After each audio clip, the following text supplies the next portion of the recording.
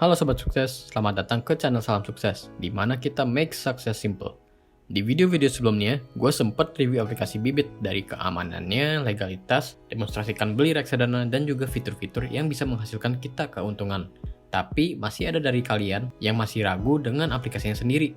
Kalau kita taruh duit di Bibit, cara tariknya gimana ya? Nah, di video kali ini, gue akan bikin tutorial untuk caranya melakukan withdrawal atau penarikan dana dari aplikasi Bibit ke rekening kita. Sebelumnya, kita harus tahu bagaimana Bibit bekerja ya teman-teman. Jadi, aplikasi Bibit ini adalah sebuah agen penjual efek reksadana, atau disingkat jadi APRD.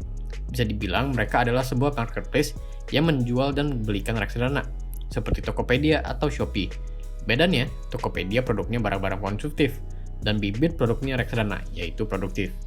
Tentunya mereka sudah memiliki lisensi APRD yang terdaftar dan diawasi oleh OJK. Bisa kita lihat dari website OJK-nya langsung, di mana di sini ada list semua perusahaan yang memiliki izin untuk jual beli reksadana yang resmi. Kurang lebih flow-nya sebagai berikut. Kita melakukan pembelian reksadana di aplikasi Bibit, lalu Bibit akan menyalurkan dana kita ke bank kustodian, di mana dana kita akan ditampung dan diolah oleh manajer investasi pilihan kita. Begitu juga sebalikannya. Ketika kita memutuskan untuk jual reksadana, Bibit akan langsung memproses order kita dengan memverifikasikannya ke bank kustodian, dan setelah itu dananya akan langsung ditransfer ke rekening kita. Jadi Bibit tidak akan memegang dana kita sepeser pun, dan peran mereka hanya untuk menjadi perantara. Sekarang, ayo kita langsung lihat caranya untuk melakukan penarikan dana di Bibit. Jadi dari halaman utama Bibit, pilih mau narik dari portofolio yang mana. Contohnya, gue mau tarik dari portofolio dana darurat. Di sini gue memiliki 12,8 juta dan sudah meraih keuntungan sebesar 323.000, yaitu 2,58%. Portofolio ini sudah berjalan kurang lebih 4-5 bulan dengan ekspektasi return minimal 7% per tahunnya. Kebetulan di portofolio ini hanya ada reksadana obligasi ya teman-teman, dan reksadananya adalah Sukor Invest Stable Fund. Mungkin dari kalian ada yang nanya, kok reksadana obligasi digunakan buat dana darurat sih?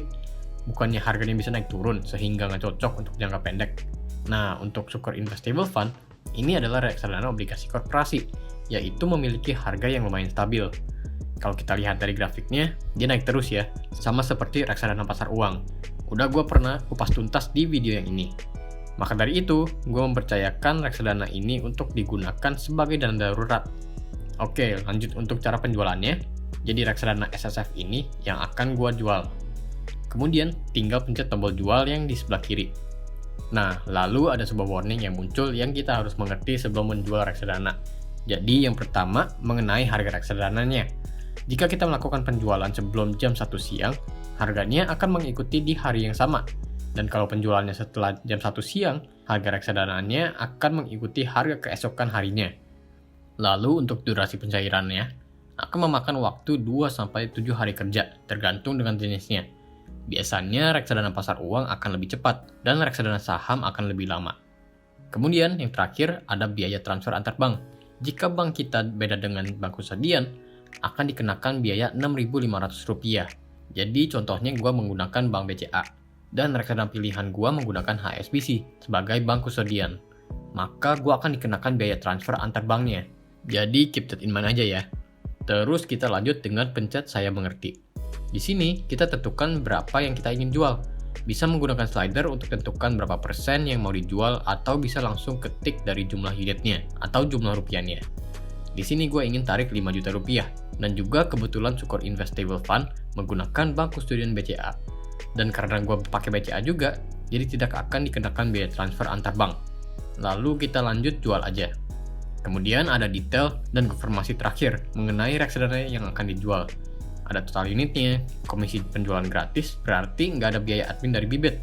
Biaya pembelian dan penjualan gratis adalah enaknya membeli reksadana dengan menggunakan aplikasi ini, dibandingkan di tempat lain seperti di bank contohnya, di mana bakal ada manajemen fee dan prosesnya akan jauh lebih ribet. Tapi apakah kedepannya akan terus gratis? Menurut gua iya, karena inilah keunggulannya dari Bibit. Tapi saat ini belum ada kepastian ya teman-teman. Lalu juga ada total dana yang dicairkan adalah 5 juta rupiah. Terus tinggal centang penyetujuannya dan jual. Kemudian masukkan PIN untuk menyelesaikan proses penjualan reksadana. Setelah itu ada konfirmasi sell order detailnya. Karena yang dijual adalah reksadana obligasi, pencairan dananya akan memakan waktu kurang lebih 3 hari kerja, dan maksimal waktu 7 hari kerja. Jadi jangan panik ya kalau duitnya nggak langsung masuk ke rekening kamu. Lalu kita kembali ke halaman utama, dan saldonya akan langsung dikurangin dari sini. Jadi sekarang gue memiliki 14 jutaan, di mana sebelum melakukan penjualan, saldo gue ada di 19 jutaan. Sekarang, ayo kita pastikan dananya cair ke rekening BCA gue. Jadi untuk penjualan yang tadi, gue melakukannya di tanggal 21 April, yaitu hari Kamis.